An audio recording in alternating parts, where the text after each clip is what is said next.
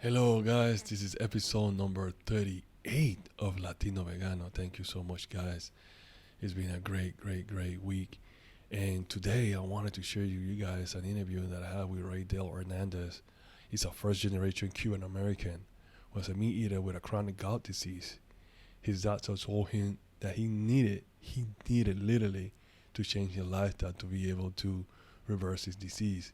So the suggestion was you need to become vegan. If you do, you will never suffer from symptoms again, and you will never develop heart disease. That's crazy. Raydel Hernandez, an ex-meat eater who shares his vegan Cuban dishes based on his abuelita authentic family's recipe in his new book, is delicious, is vegan, is Cuban. We talk about a lot of things, guys. It was very fun. I want to be able to share some of these questions, some of the things that we talk. We talk about how Raydel's health as a meat eater, and then the doctor's suggestion to become vegan. A little bit of the story behind it, how Raydel researched and discovered the facts about animal products, eventually adopting a vegan lifestyle. How he made that transition. The importance of Cuban cuisine. Cubans and Raydel wants to keep the traditions of memories of the old Cuban alive via the food. So how food is important and how that engraved in our culture, and how people who really want to eat healthy but are afraid to make that sacrifice should be. They just need the right recipe. So his book kind of gives a little bit more of the insight of what people need to do, how can people approach that. I don't want to prolong the whole intro. I just want to make sure that you guys are following me the same thing I follow Raydel Project. We are on TikTok, we are on Facebook, we are on Instagram, we are on all social media platforms. All right, without further ado, I'm going to leave you guys with Raydel Hernandez. The first generation Cuban American is delicious, is vegan, is Cuban. Let's go. latinoyvegano.com. So hey, so today's Thanksgiving, and for here in the U.S. For a lot of us, I call it Thanksgiving because we try to promote living, not dead. Okay, so that will Oh be yeah, yeah. that will be a different topic for a different time. But before you go ahead and tell us a little bit about your story, I want to know like what is the one that memory of you and your grandma, your abuelita Pilar, that you have, with like a great Thanksgiving moment memory that you have. Ah, so many moments. Um, Thanksgiving, believe it or not, was not a giant holiday in my house. Uh, Really? I mean, we celebrated it. Mm-hmm. Uh, Christmas Eve, those were the big holidays. Thanksgiving, man, what I remember from Thanksgiving as a kid is that we never had turkey. We nobody liked turkey. So yeah, we had to make the turkey taste like carne puerco, like un lechon. True. And she would do that, and she would make it lechon style, and of course we'd have the family over. Right. But Thanksgiving was like the only holiday that we had that was really just the core family. So whoever was in the house, that's Yeah. just for Thanksgiving. We had very few people come over for Thanksgiving. The bigger holidays were the religious ones. Mm, So okay. that's how we did it in my house. But my abuela Pilar, and she's a interesting person. Right. And, I miss her. I mean, I can't believe God. I mean, she's passed away years now, and I Yeah. still have her on my mind, which is incredible. Yeah. Yeah. My grandma passed away too, and I actually feel like a lot of the health issues that she had was related to her food, kind of like something that you can relate to. And she died of a stroke actually, and I remember that day like it was yesterday.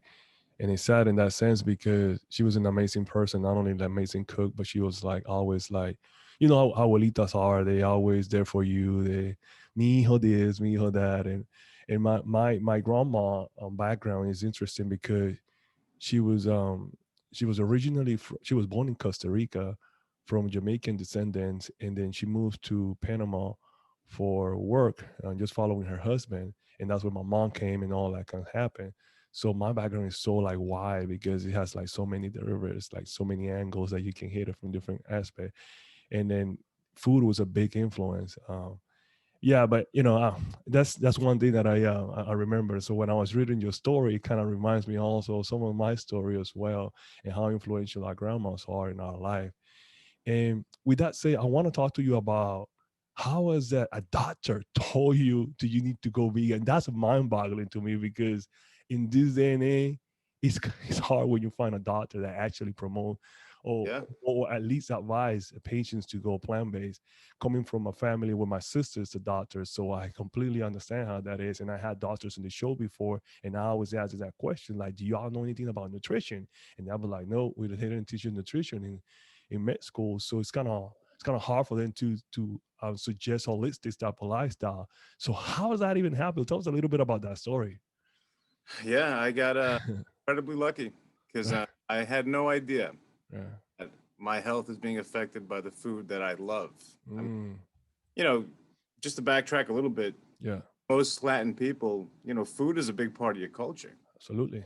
and it's part of your identity. I mean, Cuban food, Panamanian food, everybody's got their twist. Right. So I was suffering from gout, and I didn't know Mm, I had gout. mm, I practiced judo for 27 years off and on, so I mhm, thought that I had injured my foot. mm, And the first attack was pretty strong, and I didn't think much of it. I dealt with it, mhm, and the second attack, I think maybe the third attack made me go see a doctor because they happened, 1 week after another. It was yeah. like there was no break. So I didn't. My normal doctor couldn't have an appointment for like Right. another week. So I went to a clinic that was near the Mhm, house, yep. and I met this woman and this doctor. I can't remember her name. I couldn't Mhm, say what her name is, but she changed my life. mm, And she said to me, she sat me down. I'll never forget it. My toe was like this big, and it was red, and it was killing me. wow. And she said, I don't even have to give you a blood test. I know that you have gout. I've seen it. Wow. She said to Yeah. me, I can give you medicine today that'll make the gout go away Hmm. and you'll never suffer from it again. But she said to me, the underlying cause is the food that you eat. Wow. And this is the thing that shocked me. She said, you're on track for a heart attack because these symptoms are, believe it or not, they're built into your body. Like your body genetically tells you when you're sick. Mm, So she said these triggers are passed down from your parents to you. And she also said one thing that really sealed it for me. She said gout, prostate problems, and kidney stones are all connected. They're all sisters. Okay. mhm, And I had a kidney stone mm, before the gout attacks. And my father suffered from prostate problems and had a kidney stone all his life. mhm, mhm. So I connected the dots and she said it to me. She said, look, you're gonna have to at some point consider being plant-based or vegan. Wow. I remember I was more upset about her telling me I had to be vegan than I was about having like heart disease. Right. Like what? No, What but are then you I saying? started to do research because I couldn't believe what she told me. Yeah. I went to my doctor, Hmm. and my doctor was an old Italian doctor. He didn't say much about the food at all. He just said, "Look, this is you're getting older." I was 37 at the time. I'm 49 now, right? And he said to me, "Look, there are certain things that are just the human condition. You get older, you get sick, your genetics tie into these diseases, and that's a fact of life." And at 37, I think I was in the best condition of my life. Like I was practicing judo 3, 4 times a week. I was lifting weights, I was running, Hmm. doing like 6 miles every other day. Mm, And he told me that I was sick. So I was like, how much? I mean, I understand that, being fit definitely helps. right. I was fit, and still had these problems. So that's where I began to explore. And I don't know, I can't speak for most people. I Hmm. believe anything anyone tells me. Mm, I have to research everything until I'm satisfied. right. And that's what I did. I researched it and I realized that the minority of the doctors in the world, the minority are the ones that are telling you to change your diet. And the majority, for whatever reasons, whether an incentive monetarily, Mm, medicines or whatever the case is, they don't tell it to you, even though they may know it. mm, Explanation, they don't say it. And I was very lucky in that respect. The woman set me straight, and then I became obsessed with it. I wanted to read everything I get my hands on and see every documentary that I can see and judge for myself. And when I took the plunge, when I did it finally, Mm-hmm. my life changed. Mm. The gout went away. My blood pressure came down. I lost over the course of 2 years about 55 pounds. I felt better. The weirdest thing of all of those things, the weirdest thing is Mm-hmm. how in shape you are, even if you don't exercise. You don't even have to exercise. Yeah. It's the strangest thing in the world. I don't even get sore. Like I Mhm. tell my friends who lift weights, I don't have the time to lift anything lately because I work full time and I wrote this book and I'm Mhm. promoting the book and I have two small children. Mhm. I have no time to lift anything. But when I do Mhm. lift, I don't get sore. Yeah. Never happens. It's the oddest thing in the world. So to me, that's confirmation that I'm eating the right things. Right. What you put in your body should affect your body in a positive way. And that's all I've ever experienced from being a vegan is nothing but positive health and strength where I didn't think I had strength. I don't even need to sleep as much as I used to. I don't get acid reflux anymore. I mean, the Right. little things that improve are amazing. And it inspired me to write a book. I mean, lots of things inspired me to write a book. I mean, Right. obviously, it's a tribute to my grandmother as well. Right. And my whole goal was I don't want to sacrifice good flavor and the food that I was eating. Right. I can't eat beef anymore, or I can't eat pork anymore. So I experimented and I came up with all these, these substitutions, Yeah. and here we are. Just beautiful. That's a beautiful story. That's a beautiful story. Like that's a beautiful story, and there's so many things that I can take away from your comment. Is one thing that you just said, going back to the fitness path, is a lot of people always say, well, you're vegan, you have to be fit and so on and so forth. And I'm like, well, there's a lot of people, like you said, that are fit, they're practicing some other type of dietary choices, other type of diet. So I don't correlate necessarily the fitness aspect with dieting, especially with veganism, because I mean you can accomplish those goals by just changing your eating. It's just changing Yeah, your eating habit. And if you have poor diet while you was eating, let's say, a conventional diet, and you goes to vegan with a poor diet, you're gonna continue doing the same thing. So it's not like you're gonna benefit one another. However, if you remove the animal product, which are the some of the leading causes of a lot of the diseases that we have, then you have a better chances of having a better health. You still have to make some changes.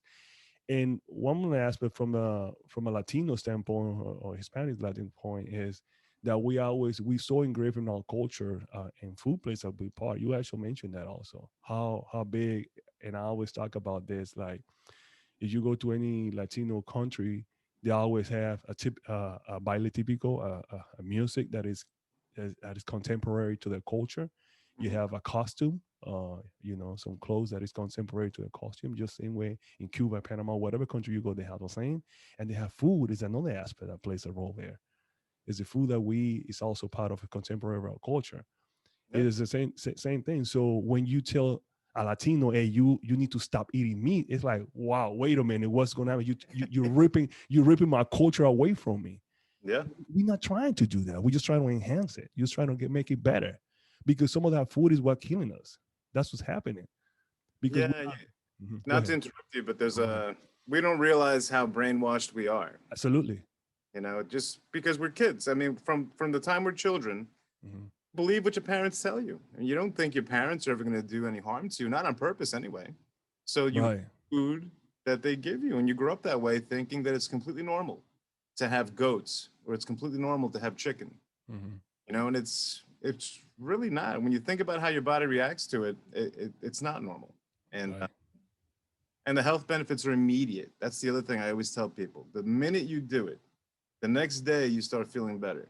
And there's no medicine in the world that can do that for you. There's just none. So yeah, it's a tightrope, and Yeah. you got to convince people, and it's that's the hard part is convincing folks because you have the Mhm. that brainwashing. Yeah, But I think, Ray, we have to continue doing this type of work. Like putting out books with recipes, and sharing our stories, and reaching out to social media, and just continue. It's gonna be a grind, and it's gonna take some time, because like we always talk about our culture, how big it is engraved in people's, and how brainwashed we are. But this is what we have to continue doing, because I don't think if we stop, it's not gonna help. I think the more we get out there and keep promoting and keep talking and keep putting out stuff in businesses and books and stuff like that, it's gonna definitely help the cause. I wanted with that segue to I get a lot of people that say, well, you can only talk because you live in the US. You don't know how the situation in Cuba is. So if you were living in Cuba, you won't be eating vegan. You will be eating what we have. Ha. Okay. I completely disagree, because I had seen and heard from Cuban people that live in Cuba how the situation is being vegan. So I want to talk from a Cuban standpoint. You being Cuban, how it is, how is it, and how can we take away that myth, and how your book can help people to realize that there is an option, even regardless if you live in Cuba, you live in America, you live in Europe, wherever you live. Well, in Cuba under communism, I'm Mhm. sure Mhm. that most people are vegetarian, vegan by default. Look at this. They can't, but the reality of it is they can't afford to eat any meat. And every Cuban that I speak to, Mhm. meat is outlawed. Like you have to pay cash for it. And if you're Mhm. eating it without paying for it properly, Mhm. jail.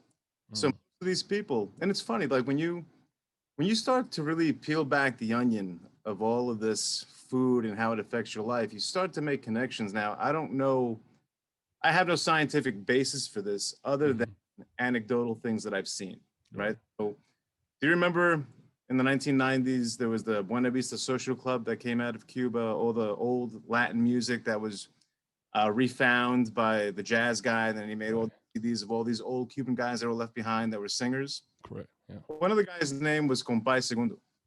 Okay, Okay. Compay died. I think he was 96. Okay. Mhm. Asked him what the secret was to his longevity in communist Cuba, right? Mhm. He said it was easy, a little bit of rum, rice and beans, and a little bit of mutton. And when he says a little bit of mutton, he means very small amounts of meat because it's just not available. Mhm. Pai Segundo, in reality, was probably a vegetarian. Maybe 10% of his calories came from whatever animal they could find to eat. Mhm. Most of it is largely rice and beans and things that you can farm. That's my experience with Cubans, with the Cubans from there. Uh, I think being a vegan is probably one of the easiest things in the world to do because everything is easy. Right. Okay. The food is cheaper, the food is abundantly available. You, from a cup of rice, you make a giant meal for your family. I mean, everything is just easier. And, you know, it's almost like my aunt says it's like we're eating the food that God intended us to eat. Right. And when you think about it, the economies of scale that it takes to feed an animal, to keep it on a farm, to cut down the trees, to water it, to then kill it and then distribute it. All of that is an amazing expense. Mhm. All you have to do is have a field of potatoes and beans and just harvest it every year. Every vegetable that exists you can plant in a garden and it'll grow almost anywhere. I mean, think about those things. No one ever takes a step back and goes, wow, it's so much easier to grow this Mhm. than it is to raise animals and feed them, only to slaughter them. And then you gotta, you know, you gotta think of all the waste that produces. I mean, to me, it's an obvious solution. Right. But that now you're talking about giant, like bigger economic issues, Mhm. which is more than most people want to tackle in their lives. Mhm. I think, like my book, for example, right? My book is all Cuban food from appetizers, soups, what used to be chicken, what used to be beef, what used to be pork. In that book, I guarantee you there's a recipe that you're going to like. Mhm. And if you can feed your family that way and realize that you don't need to have chicken for something that tastes kind of like chicken, then why bother?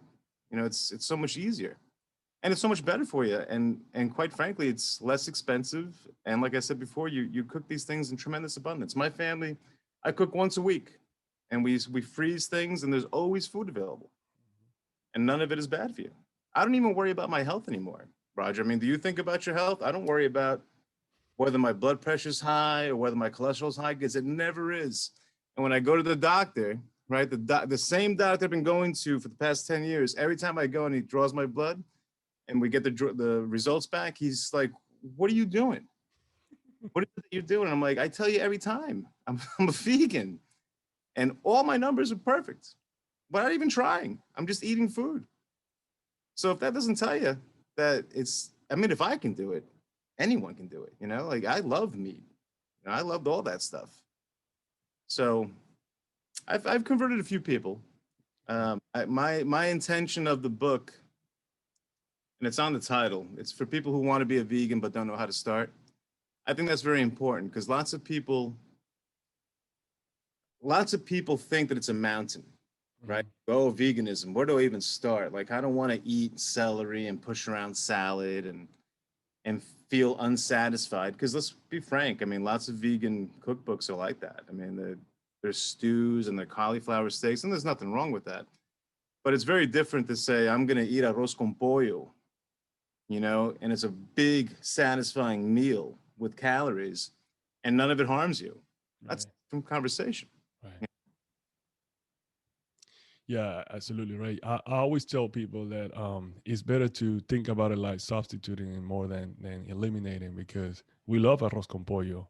We just don't do it with the cruelty in it, right? Right. Well, there's We no love. need to do it with the cruelty. Right, right, Yeah. right, right. So this is how we focus definitely our foods these days now. And you know, it's funny that you mentioned that health wise because man, I want to talk about this so much because usually I never go to the doctor. I mean, I know people go to the doctor, which probably was probably wrong on my end. I want to, I mean, I don't want to tell people in the audience or the fans that don't rely on medicine or don't go to the doctor if you have any type of sickness or whatever for checkups. This is just me and my personal opinion. I don't go to the doctor. Not even if I feel like I have something bad or something happened that I need to go, I will go. But what I'm saying is that like I feel so healthy, like I feel good, and it's been this for so many years that I never go to the doctor. And when I go, like you say, and then they check me, say everything is fine. So it's just because of the food I eat, the lifestyle that I keep. So it's a continual lifestyle that I've been doing for 19, 20 years now. So usually I don't see the need to go to the doctor to get checked and say, hey, what are you doing? Because especially when I used to go to the doctor, they always used to say, well, why are you not eating meat? I'm like, wait a minute, if this is working, why should I go back and eat meat? Like I don't want, I Right. don't want, I don't understand. Like why you not telling your folks to stop eating meat? But anyway, that could be another topic too. So I definitely take that same approach, and it's funny because like if you work in a corporation that has like benefits and all that kind of things, you always see those persons worrying about, okay, well, what my benefits are gonna be like, or is it gonna cover this and then cover that?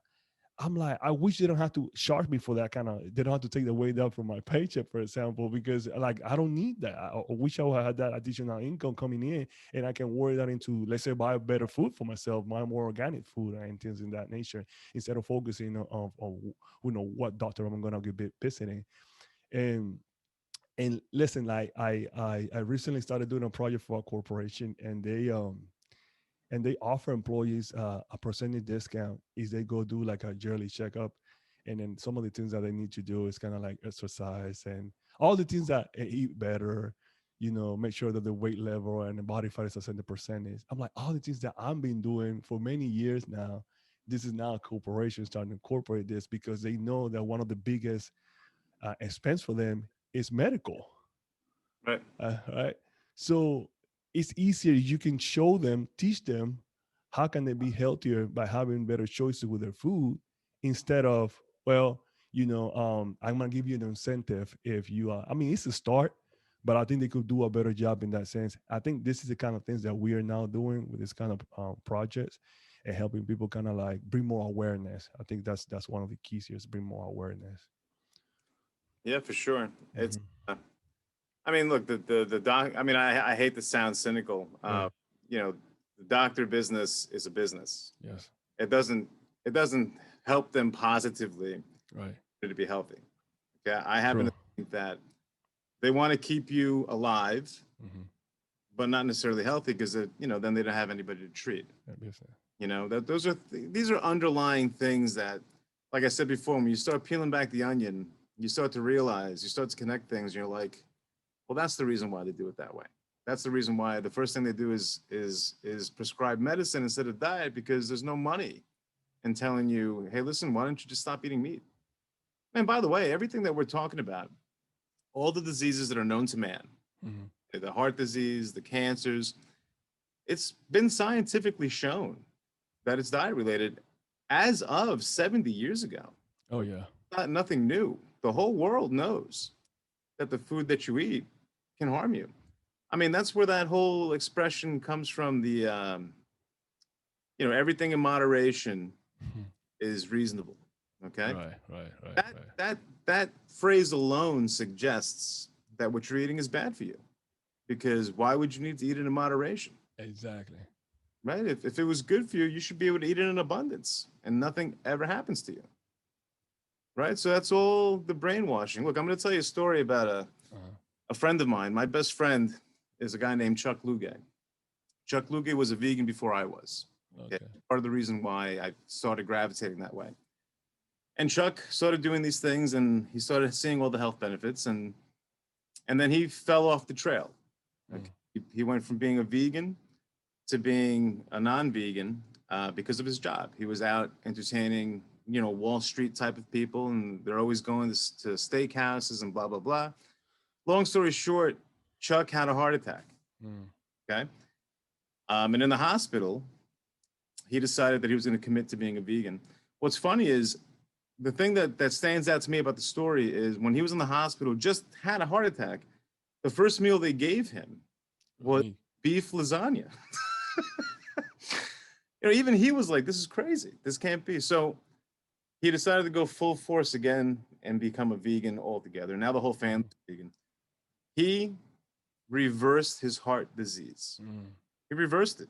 Okay, the doctors told him, they're like, "We don't know what you're doing, but you reversed it." Now, here's the kicker though. Because it's a business, he's never not going to be a heart patient. Mm. Whenever he goes to the doctor, even though he has no signs of any cardiac issues, it's like it never happened. He's always going to be tagged that way because they make more money if they tag you that way. They get to charge you, a higher premium in insurance. All the medicines that will get prescribed, I'm sure will come through a doctor's P&L. All these things happen, and that's the reality of it is, and he avoids all that just by not eating all the stuff that normal people eat. Right. It's Yeah. so It's simple, yes. That's. Roger. It's so simple. I know. I know. I know it is. And I mean, I can see the passion in you. Is that I appreciate that, and we really love that part of it. And it's crazy because I was just recently read an article which kind of piggyback to what you was talking about, which is the 7 out of the 10 causes of death in the U.S. And this is an actual statistic, and I'm a reference down below so people can actually read it. Um, 7 out of 10 are causes of death are by are causes by the food that we eat, Yeah. especially of course animal product, high protein animal product. 7 out of the 10, and the ones that are not like accidents. I mean, of course, it's nothing that is yeah, accidents. I mean, there's nothing to do with food related, right? Might not necessarily be, and it's one of them. And some of them have like respiratory issues. It could be like smoking and stuff like that. And even though that you're a smoker, if you have, let's say, a plant-based lifestyle, you have less chances of dying. I'm not saying you won't die, but it will prolong your death just because your health is, at least in that aspect, is healthier. But that's one of them. And so forth. So it's crazy that 7 out of the 10 are related to food, like you say, heart disease, diabetes, cancer, obesity, and so on. And we kill still promoting this type of the food. It's like I say, it's a business behind it, and Oh we yeah. have like we have to strip that out so be able to understand. And people, you're not gonna get that message directly from some sources, so you have to get it from indirect sources, people that are outside the matrix. This is the Mhm. people that are actually giving you the real information, and there's no excuses now because there's tons of documentary, there's tons of podcasts, there's tons of YouTube videos, there's tons of information out there. Of course, not all information is good information. That's the other side of it. But get the right information, get the right articles, get the right um, quotes, get the right sources, and then just do it. Like you say, it's not that difficult. It's not that No. difficult. And there's a lot of misinformation in the marketplace. I see it because my here, I'll give you an example. My sister is one of these CrossFit fanatics. Okay. And she is, I say the word fanatic in a loving way. She can scale a mountain, okay, with her bare hands. That fit. But she's unhealthy because she eats, she eats the typical power lifter, diet, all this animal protein. Now, I had this conversation with her not that long ago. She was referring to animal protein and how she needs it to create muscle and all that. And I said, the very idea that you're saying animal protein means to me that you haven't read anything. There is no such thing as animal protein. Okay, the only things in the world that make protein are plants. They take oxygen and nitrogen out of the air. They put it together, they make amino acids, and then the animals that we eat, not we eat, that people eat, absorb the protein from the plants. So when you kill that cow, okay, and eat the flesh, you're taking in recycled plant protein, and you're inviting all the issues, whether it's simple issues, whether something is organic or not organic, you're taking it in, right? Whether it's pesticides in the grass or not, you're taking it in. You're taking in all the bad variables that come with eating animal flesh for the sake of protein. And there's no difference in protein. Protein is protein. It's a chemical formula.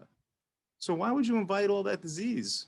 And the only reason you would invite all that disease is because someone else told you, who you think is successful in what they do, that's how they do it.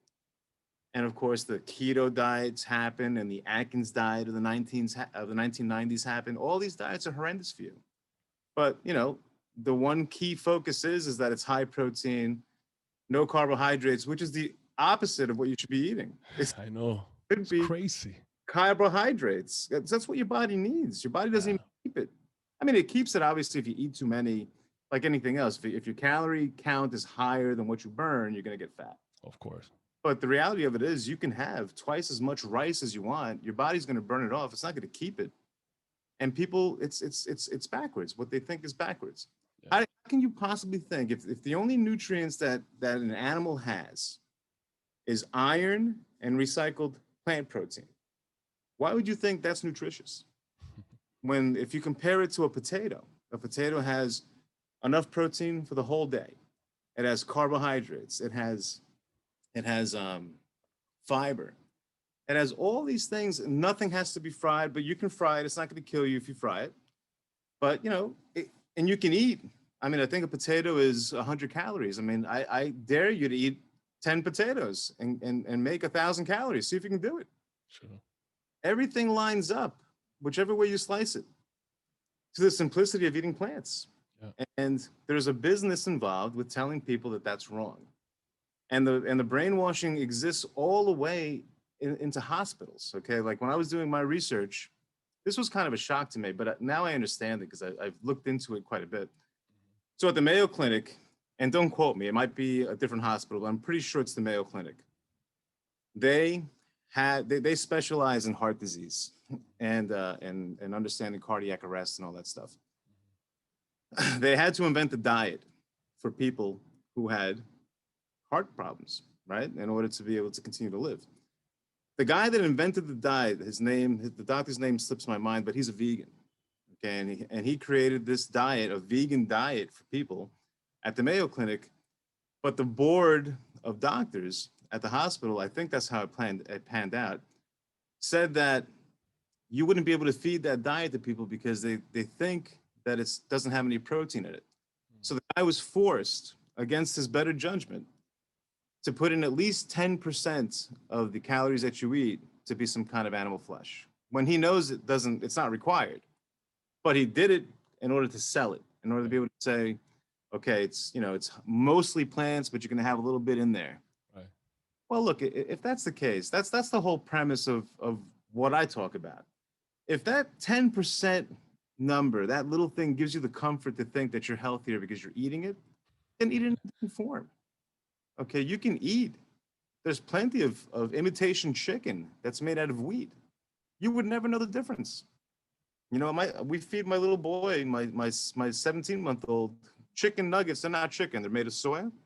You can't tell the difference. That's right. I've given it to people. They have no. Yeah. So They only say something when you tell them it's vegan. Otherwise, they have no idea. no idea, Let me cut you. Sorry about no idea, and they'll tell you it's the best meal they ever had. And you go, yeah, and there wasn't a drop of meat in it. And they're like, no, it can't be. that. Of course it has it, you know?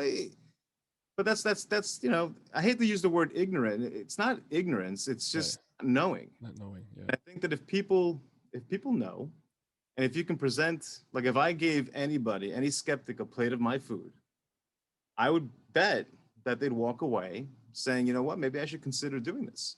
Mm. Not so bad. For me, there's no difference. I mean, at this point, I've even lost my taste for animal products altogether. Like I can smell it. Like I don't know if this happens to you. Like if when I'm at work at the bank and someone eats a plate of buffalo wings in front of me, I can smell the feathers on the bird at this point. Like I can smell the animal. Yeah. And that's because your palate changes, your body changes. Correct. Receiving, your body starts to tell you, you know, listen, I don't think that that's something we should be eating. Smell it. You know, that's nothing, you can't control that. It just Yeah. happens. And that's not just me. Right? Everybody who I've, you know, that I speak to that's a vegan or vegetarian, they experience the same thing. So it's definitely something biological that occurs in your body. All the changes that occur, I mean, I'm sure you experience them too. Like your skin gets better automatically, your hair gets better. People tell you, what are you doing with your hair? You're like, nothing. I just stopped eating ham, you know? Right? They tell you all the time, you look better, you look thinner. I haven't lost a pound. You look better. All right. Well, there's something going on, right? Your teeth get better, you sleep better. I mean, everything lines up. Yeah. Why wouldn't you want that? I have another friend. Okay, this is how crazy people are. This is how brainwashed the public is. I have a friend, his wife she has some kind of condition. I think it has Mhm. her gallbladder or something. It got to the point where her doctor said, listen, at some point you're going to have to become a vegetarian or a vegan because the animal products that you're eating are affecting you. Mm. It's a big controversy. Mm-mm. My friend was telling me, he's like, I don't think we can become vegan. You're going to have to deal with the disease. I'm like, What? deal with the disease I and mean, not try? You know, it's incredible. And it happens all the time. so you rather die. So you rather die than make small changes to your diet that Right. was going to allow you to live longer, live healthier, have all these other benefit. But you rather die because you really, really, really can't make this change in your life. That's No, crazy. and the crazy thing is, it's not just me saying it. It's Yeah. you research it. It's real people saying it, doctors saying it. Yeah. You got to find them, obviously, but Yeah. they're out there and they say it, and people are just they just don't care. You know, I have personal friends of mine. Well, I'd rather live 10 less years. I heard that. Say that now, Yeah. right? Yeah. But why would you want to be sick the entire time and then Yeah. die of something that you didn't have to die from? Yeah. You know, I know older vegetarians through my job. I mean, I've met people who are 90 plus years clear in their heads. I've met, gosh, I mean, in the past 10 years, I've probably met people over 100. I'd say at least 11 people over 100. And there's a common factor. Even if they're not vegetarian, they tell you more or less what they eat, and you can decipher. Mm. The grand majority of what they eat is not an animal product. Mm. And that's why they're living, I mean, unbeknownst to them, they're living much better just because they don't like chicken anymore or whatever. I think at some point your body just starts rejecting the food, Right. um, and you look for alternatives. I mean, you've heard of people all of a sudden overnight becoming allergic to eggs. Well, how does that happen? I think that's your body saying, you know what, You I don't can't need to eat it. eat egg. Yeah. You know, I think that's what happens. Yeah. And I don't know. It's very easy for me. It was very easy for my wife. Very easy for anybody that wants to do it. You know, I don't see any problems. To segue into that, right? So tell us how your book, because you mentioned it's a step-by-step guide. How does a step-by-step guide help you to transition into a vegan lifestyle or at least into eating a plant-based diet? Well, it's a step-by-step process because it's the whole cuisine of Cuba in 100 recipes. Okay. I have appetizers, I have soups, I have what used to be chicken recipes, what used to be beef recipes. All the recipes are the same recipe. All the spices are the same. Everything is the same, with the exception of the protein that you put in there. Now, I'm of the opinion, and I don't think I'm wrong, that animal products don't taste like anything until you put sazon on them, right? They Of taste course. nothing. You have to salt them. You have to put pepper on them. You have to cook them with other things, or else chicken doesn't taste like anything. Well, if that's the case, then you're just eating an animal for the sake of eating it. Right, right, right, right. You can put in cauliflower. You can put in, seitan. You can put in soy curls, and you wouldn't know the difference. I mean, unless someone told you, right? Mm-hmm. Well, I mean, the soy curl doesn't look exactly like meat, so you'd be suspicious of it. But at the end of the day, flavor-wise, you're not losing anything, and it's satisfying.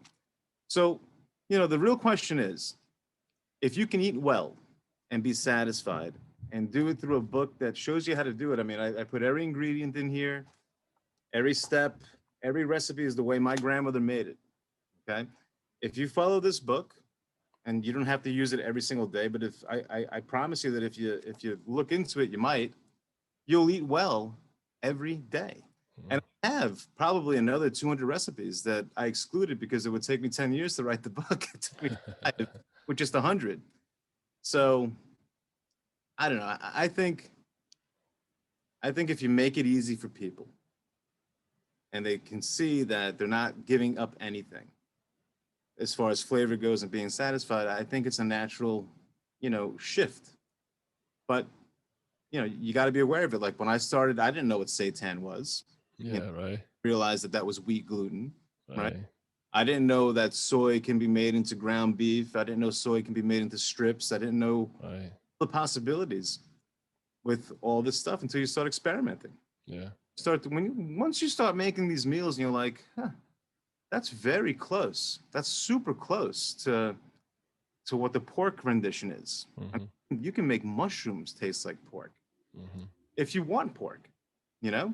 So my book, I think my book really is I was telling this to a buddy of mine.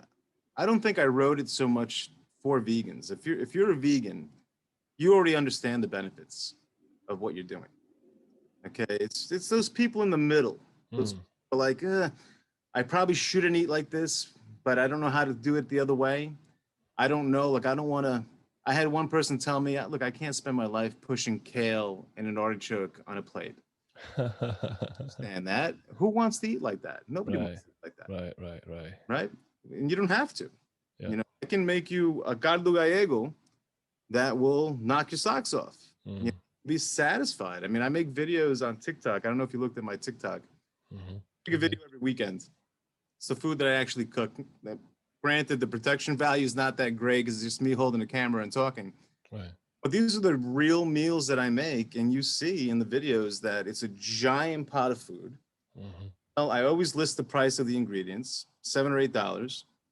You have this giant healthy meal that I have a big family, so I have to cook large things. You don't necessarily have to. I mean, you can always scale back the recipes, but the point is, it's just the if you have the knowledge and you do it the right way, you're not giving up anything. If anything, you're enhancing your life and you're enhancing the life of other people. And I'm not going to say that that's the reason why I wrote the book. The reason I wrote the book was, I would say, selfish reasons. I love my grandmother, and I love my past, and I love that I'm Cuban, and I love the way I grew up, and I love the food Mm-hmm. I eat, and I love the culture. I love all these things. And when I was told that I had to walk away from that Mm-hmm. of dietary reasons, it affected me. I didn't want to. I was like, there's got to be a way that I can make this happen. Mm-hmm. And I just did it. I did it recipe by recipe, and then I started to realize I'm brainwashed. I think, like everybody else, that you can't make it taste like pork unless it's pork. You can't make it taste like this unless it's fish, and that's not true. And there's, look, I even have vegetarian recipes in my book, not because I believe in the use of animal products. What I'm trying to do is Right. I'm trying to appeal to a broader audience. Right. Right. Right. Because, like what I said, if you're a vegan, you already know. Yeah. Yeah. Everything to acquire, right? Right. But if you're not vegan, if you're in the middle, and I say, look, I can make you, I can make you a steak out of something else, and you're not going to feel bad eating it. Mm-hmm. Well, there's a conversation there, right? Because Mm-hmm. to open people's minds up and go, I never realized you can do that. I didn't realize that there was this product that you can buy. It imitates meat. And then, if you get one out of 100 people, well, that's Hey, one more person that right. not going to kill an animal, is not going to, worry about their health anymore. I don't know. It just seems easy to me. You know, that's kind of how I got to the book. And of course, as I wrote the book, you know, it was nice to write the book because I don't know if you've ever written anything. When you write something, it kind of writes itself because you start thinking about where I was when I ate this meal, you know, how my grandmother did it. And, you start thinking about all the details of your past and you're like, okay, this is refreshing to go back in time and go, this is where I came from. Here I am now. And look at all the things she taught me. Right. Look, I'm getting goosebumps. That's great. But I don't know. That's how I got to it. Okay. And I like to make it as successful as possible. Really more for her than me. I mean, everybody's grandmother's special to them. Right. My grandmother. I mean, if you know anything about how Cuba went from capitalism to communism, they got thrown out of the country. Okay, they had to leave. And the only connection to that old world of all these people that are now dead that I love so much, all these people who had the same values, they were all, free people who were Catholic, living in an island paradise, never wanting to leave. No one wanted to leave Cuba. They had. Mm-hmm. And what she did was she kept that connection to old Cuba through the food. Mm-hmm. And through the food, people would come to the house. Like on Christmas Eve, you're Panamanian. You obviously do Buena Noche, right? Everybody does Buena Noche if you're Spanish. Mm-hmm. The whole house is full of people to eat Oh yeah. roast, to eat all the traditional foods that we had. It all brought us together. Right. Those moments, those political refugees got to feel what it was like before they had to leave. And all that is very special to me. Right. Lived it. I mean, I was born here, but I'm an indirect victim of communism. Right. I mean, if it wasn't communist, I'd still be there probably, or we'd be Sure. in places, I would imagine. But that is lost. That whole thing has been taken away. And it's awful because the people that were there before that happened were great people. Mm. Not all of them. I mean, every country has its problems, but I think the culture was great. And the people in my family I always admired, and I always thought that the, they were model citizens of what you would expect people to be. You know, Spanish people in general, I think, are more, what's the word I'm looking for? Educado in Spanish. Educated. Yeah. There's a culture, Knowledge. Yeah. there's a thing that we do that's different than a lot of cultures. Okay, we're a very accepting type of people. Yeah. You Sure. know, you know what I'm saying? Like there's something very different about being Latino, and a lot of that, like we spoke before, a lot of it comes through food. In my house, even though we may have been a family of 6, there was always food enough to feed 12 people Yeah. because you never knew who was coming over. Right. You know, Right. Right. Right. and you can do the same thing, in a vegetarian or vegan form. Right. It really is refreshing. Like you would think. I wish there was a pill that I can give someone and say, instead of making the sacrifice of 30 days of not eating animal protein, take this. Take Tell me this. how you feel. That's exactly how you feel, and you tell me if it makes sense to do it. But there is no pill, right? So you just have to try to convince people.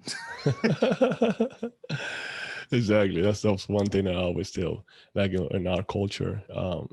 Like if you come visit me in Panama or you come visit my mom, the first thing they're gonna offer you after welcoming to your house is food. Food plays a big Yep. role. So like when a Latino give you food, it's like we like you. It's like welcome to our home. Like that's how important food is to us. That's why we always want to preach to you guys that or communicate or educate you guys that yeah, we want to definitely have you guys eat healthier and live longer. And a plant-based lifestyle, we allow you to have this, along with so many other benefits. Of course, we all know that it's good for the planet, good for the animals, but at the same time, is we want to also mention that it's going to be good for your health. So why not do it? Just give it a try. Just try for a little Yeah. bit. We're talking to those vegan curious people that are interested, those meat place Monday type of persons. Yeah, you started Mm-hmm. Monday. Okay, now do Tuesday and Wednesday. Let's go. I mean, you got Ray's book, give you step by step guys, several recipes. So now you can say, well, I'm Cuban, I cannot eat that, or there's this all these meals that you guys eating lettuce and salad and kale all day all long. Well, no, that's not necessarily how it is. Hey, listen, I have like three vegetables that I eat. Yes, I'm vegan for that many years. I have like three or four vegetables I eat. I eat broccoli, I like spinach, I like kale, and asparagus. Okay. So I eat tomato. I don't even know if tomato is a fruit or it's a vegetable. I mean, that's just a whole thing now. But at the end of the day, fruit is vegetable, whatever the case is. So, I mean, from a Latino standpoint, we put it as a vegetable anyway. So, tomato goes in the vegetable side now, but they say it's a fruit. But Exactly. anyway, so I have like my go-to choices. So I find them food within my diet that I love and I like, and I stick to them. Of course, especially when the more profound, the more knowledge I'm getting about health wise, I start making better choices. But if you start it, I mean, come on now, just get in, just get your foot in, get your feet wet, transition by using some of the alternative out there. Replace cow milk for soy milk. Oh, I don't like soy milk. Okay, there's rice milk, almond milk, there's hemp milk. I mean, it's like 15, 20 type of milk. Well, I cannot get it where I live. Well, you can make it your own too, right? I mean, we can go on and Yeah. on, going through all the different objections that you might have, and we can find alternative. Is how bad do you want to make this change in your life? How bad do you want it? How do you there's a need for it? And if you do have a need for it, you definitely will be able to get Ray's book. It's a perfect help. You can watch tons of video. He shows how to do this recipe. There's a lot of information out there. With that said, Ray, where can people find your book? My book is on Amazon.com. Okay. The title, let me just put it up there. Yep. It's delicious. It's It's vegan. delicious. It's vegan. It's Cuban. Okay. I wrote it. Um, I'm a I'm not a professional writer. I did my best. Um, the recipes are authentic. Look, there's something that you have to realize is happening, which I don't know how to describe it, but so I think of my book as a vegan cookbook. And I know that these food recipes are delicious. That's my mental definition of what vegan food should be. Mhm. Lots of people who are not vegan and who are not vegetarian, when they hear the word vegan or vegetarian, they automatically think of kale shakes and things that are in popular culture that may not be so appetizing. Right. Okay, eating a smoothie, I don't think tempts anybody to become it. That's because that's the mindset. That's how they've been. Well, they've been marketed to, Right. right? I'm saying forget all that. You want to have the kale shake, have it. You want to eat well, start looking at recipes like this. Right. And I did some research. I mean, honestly, all the vegan books that I see, that was part of the reason why I wrote my book. I couldn't see myself eating these things, like 1,000 soup recipes and a book about cauliflower steaks. I mean, I'm sure that there's merits to it, and I'm sure it's delicious, but I'm sure it's not as good as having arroz con frijoles, plátanos fritos, maduros, all this food that lends itself to just being vegan, and it's so satisfying. Even though it's maybe not your culture specifically, it's undeniable that it's delicious, and you don't have to. I guess I'm trying to shape how people envision vegan food. Right. And I think that's kind of my goal. And I personally feel that if you can present it in a way where people eat it because it tastes very close to what the animal protein, sister is, then the change should be easy and you would attract more people. Now, and it also there's also other benefits, right? I mean, if more people eat less animals, and obviously there's less animal cruelty, there's less farming, there's less of all the problems that occur in the ecosystem, right? I don't think I read your bio. I know that you became a vegan because of the animal cruelty, and that's fine. I think that that's a harder argument to make to Yeah, people. yeah. You know, I think that people have a selfish nature. Mm-hmm. Go, well, look, I don't even know the cow, so why would I care that they kill it, right? Yeah. Or the way it's presented to them. I mean, look, you know, when you go to McDonald's and you buy a hamburger, it doesn't come out with horns. It comes out wrapped in a little perfect round thing, and Yeah. you don't even associate that that's an animal. Yeah. That's marketing. So to try to unconvince people that that's not okay is harder, in my opinion, than saying, look, if you eat that at some point in your life, may not be now, it may not be 10 years from now, it's going to catch up to you and it's going to affect your health. And you're going to sit down with a doctor and they're going to say, hey, look, you're 40. You need this blood pressure medication. You need this for cholesterol. You need that. And now you have 5 or 6 pills that you got to take because of your refusal to experiment with things that don't affect your health. And I think that's a more convincing argument. I think if you appeal to people's selfish nature and say, look, it's not about the pig, it's about you. You want to live well, you want to live happily, you want to live without the burden of being afraid that, oh, maybe I shouldn't have that hot dog because my cholesterol is 300 and that could be the last hot dog I eat. I think it's just, it's a simpler thing. Do it for your health. Look, my aunt, who's 70 now, 72, I think, I convinced her 8 years ago. She helped me with the book. She was suffering from the cholesterol medicine. It was hurting her joints. She was miserable. I said, look, just try it for 30 days. Just do it for 30 days, see what happens. And you reminded me because she was like, well, I can't drink my café con leche without leche. I'm like, of course you can. Milk doesn't even taste like anything. Put whatever you want in there. Oat milk, whatever the case is, it all tastes the same. And long story short, in 30 days, her cholesterol dropped 90 points. First time in her life. See? And then she started to realize that it helped her health. And then she grabbed on.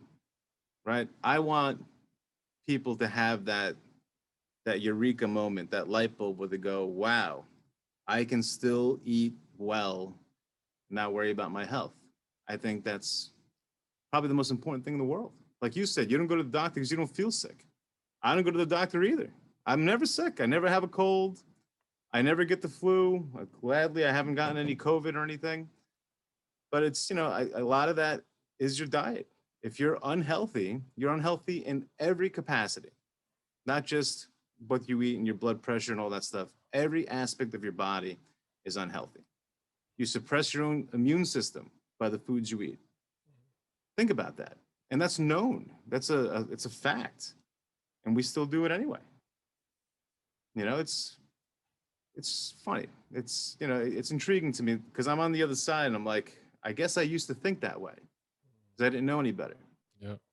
And I try to remember that, right? Because you can get angry with people that don't Oh agree yeah. with you. It's never a good idea, but you can. You can go, oh, look, this guy is stupid. He doesn't even understand what I'm trying to say to him. And I got to think back and go, oh, I was that guy Right. 12 years ago, whatever it Right. was. Right. Right. And someone had to teach me, which was that doctor lady. Mm-hmm. Yeah, but you took action also. I mean, now that you talk about this, I want to talk to you about it. Like, I know, yes, it's true. I initiated in the veganism world through the animal welfare aspect of it, right? And that's how I made the connection, and I was able to stay vegan for that long. However, I was introduced to veganism from a health standpoint. But the thing is, like, in my story, when I was introduced to veganism, I was quote unquote healthy. So I didn't feel like, what do I need to do now to even be healthier when I'm already healthy? So that for me is like, I don't see the need for it. That's why in my connection was different. I needed something else to like hit me so I can be like, oh, okay, and then start figuring it out. I'm not saying that that's a right or good approach, right? Everybody has a different way. I'm glad that you just got started. The challenge that I heard a lot of, and in the challenge that I get a lot of from a lot of like they say plant-based, whole food plant-based people versus the animal right activists, for example, that are vegan, is that they feel like when you do veganism or when you do plant-based from a health standpoint, once you reach to a health level, then you forget about veganism, you go back to your old ways. And Mm. that's what they say. Okay, well, like, because a lot of people say, I just want to reboot my system, or I just want to be healthier for, so I can drop my cholesterol level. So once they reach to that point, like, okay, forget about this, let me go back to my old habit. So it's like you don't stick to it. So that's why a lot of they get frustrated, because they don't really see the whole point of doing it. So I mean, yes, it was a momentary thing probably for some, but if you're smart enough to see that you got so much benefit in that period of time, let's say you do a 30-day challenge and you saw so benefit, why you don't want to continue those benefits? Right. That's where the selfishness need to kick in and say, no, I want to continue improving my health more than just 30 days. I want to take it to longer than that. Right. And then you stick to your life, because yeah, just like you was able to revert or get some good progress in 30 days, what do you think is going to happen after those 30 days? You go back to your old habit. You're going to go back to square one. I mean, just like that. It's creating new habits, paradigms. You have to create new habit and create a new habit. Because now for me, veganism is so natural. Like, I don't even think like I'm doing something weird for a lot of people. Does that make sense? Mhm. A lot of people are like, man, you're vegan. Like, it's like big shock. And I'm like, yeah, you're not. I mean, my mind is like, what? Why? Yeah, you're not. And then the questions start. And like, I was talking to a coworker yesterday, and she was asking me like, it's a typical question, right? It first started like, wow, you're vegan. How long you been vegan? That's a first, number one question after the protein question, right? How long you been vegan? And like, man. And then she started asking me like, um, so she asked me, why are you a vegan? I said, it came down kind of similar to what you were saying. Like I said, well, first of all, you know that the only reason why you eat protein, one is because animal protein is because of you've been programmed that way. Then two, you know that all the animals that you eat, they eat plant-based sources. The cow eat grass. I mean, Yeah. the chicken eat corn. So, and then actually, I was when I was explaining this to her, she was actually repeating the same things I was saying. So that makes me feel like she knew what I was talking about. She was like, "Yeah, the chicken eat corn." She was like, "Yeah, they eat corn." So I said, "Why then filter your protein source? So you go straight to the source. Go straight to the source." And she was like, "Oh, okay." And then, so where do you get your protein? So broccoli got probably more protein than beef, right? And she was like, broccoli. I said, yeah. So then, so before you would have asked Roger 10, 12 years ago, he would have been like, military, you killing the animal. I would have been that hardcore guy in your face that had no idea about nutrition, just talking to you about it. Now I had taken a more subtle approach. Yeah. I'm more mature into my lifestyle, so I can address those questions in a better way. And I know that a lot of people is just missing information. It's just completely don't know. But I know if you wanted to find that information, you can find it. Just like I did, just like you did. You did your research. You researched it for a long time before, because you needed the actual fact to be able to say, hey, you know what? This is the right way to go. Once you're in, you're like, okay, this is it. How can I maneuver myself? So creating stuff like this, like books, like your book, right, definitely would I think is gonna shed some light. The last question I have for you is, does this book is in Spanish? Which No, it's not translated yet. okay. I don't have the vocabulary to write it in Spanish. Okay. It would take me many years. Okay. I can speak Spanish, I can read Spanish, but Right. my brain is wired English. Okay. I write anything, that's the first thing that comes. As a matter of fact, when I speak Spanish, and if I'm not sure about a word, it's in English first, and then I translate it in my head. Got it. So, but I was told that if it sells enough, I think Amazon will translate it. Really? Yeah, Amazon's pretty amazing with this stuff. I mean, they put this together all by themselves. I wrote it. You load up the manuscript, you pick out your face and what you want to put, and they put Does it? it together for you. It's amazing. I mean, I wouldn't have been able to do this without Amazon.com. Right. Okay. Yeah, I mean, eventually, look, I would like to think that it'll sell enough where they consider it. Um, I think I didn't write the book to make money. Hmm. I wrote the book. It started off as my personal project so that I can become a vegetarian vegan. That's Hmm. what it was. I needed to have something that I can cook for my family, something that I can feel good about. Mm-hmm. As I wrote it, I started realizing it's a tribute to my grandmother. So I was like, you know what? In this day and age, I want my children to read something about, where I came from, right? And it's out there. It's public. Now, if it becomes successful, great. But that's not. I didn't write this to become a famous, writer and retire from this. I have no expectations like that. That wasn't my intention. I wrote it for other people. Basically, I wrote it for my family and I guess a legacy.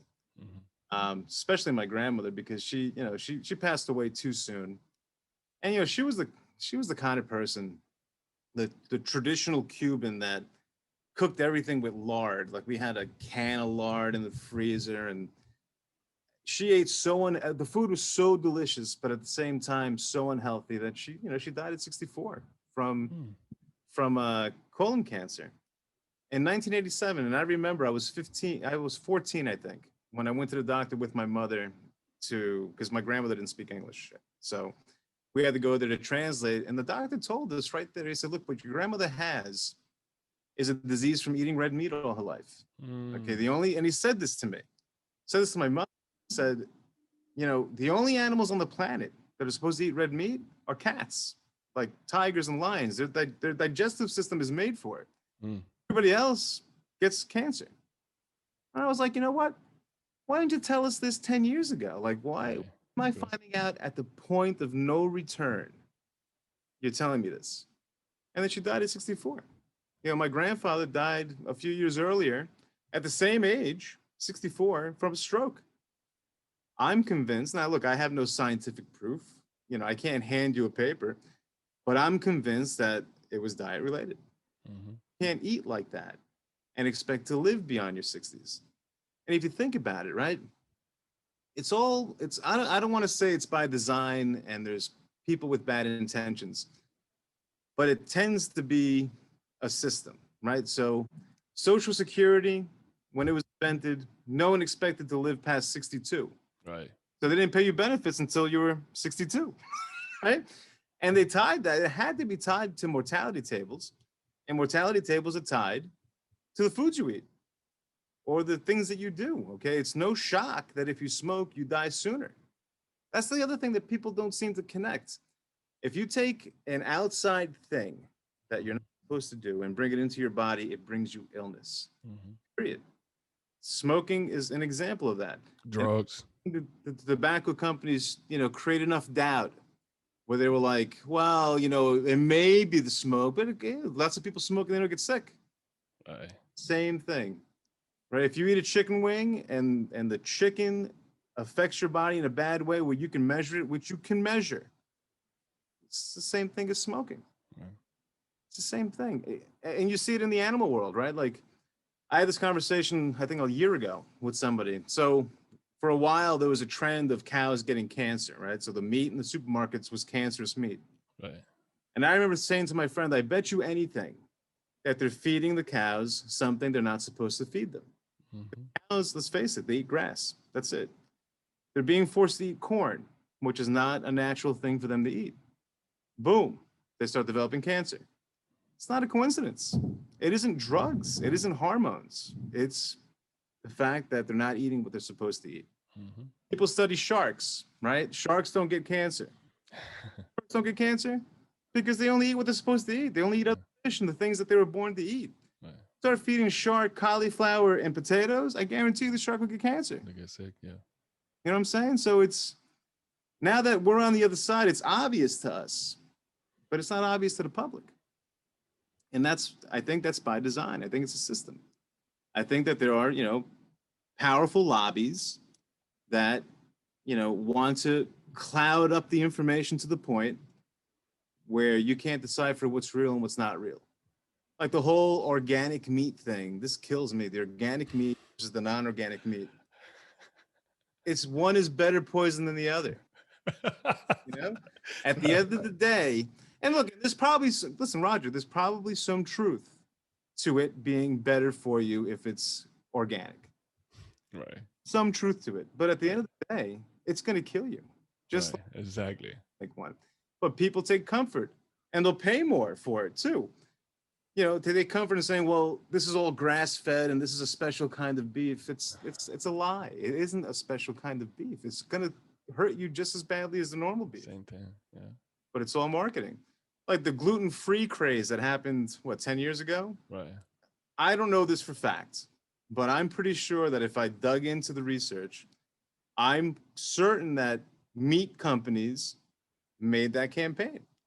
Because gluten came out and said, well, we can make chicken, we can make fish, we can make all these things out of wheat. Like what? Yeah, they're scared. Yeah. And the lobbies were like, hell no, we can't afford to let that happen. So they create this campaign about people being adversely affected by gluten. Right. It's wheat. It's the protein part of wheats. How can it look? There's people that have celiac disease. They don't eat gluten because it can hurt them. Right. But you're talking about a fragment of the population. Match up to that. And if you keep looking historically, you see the same trends. Like I read an article one time about the margarine business, right? When margarine is vegetable oil, right? To make like butter. When margarine was invented back in the 50s or the 60s, the butter lobby in the country demanded that margarine be colored green so that it was not, so it can't interfere with the marketing of butter. How can you expect who's going to eat green butter spread butter? But that's what they do. They try to eliminate the competition.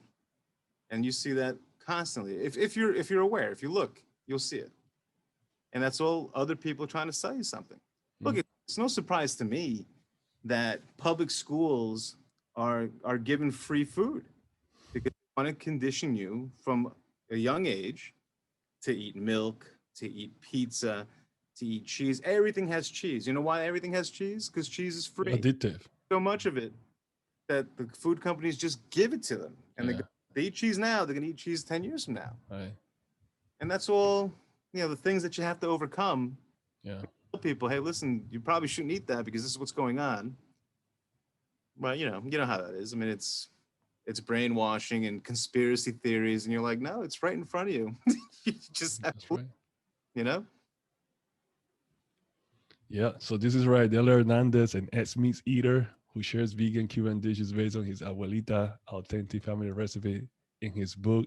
It's delicious, it's vegan, it's Cuban. Raydel, thank you so much, my brother. Gracias por escuchar Latino y Vegano, un show donde se habla todo lo relacionado sobre el veganismo entre la comunidad latina. No olviden suscribirse a este podcast, seguirnos en Instagram, Facebook, YouTube y a visitarnos en latinoyvegano.com.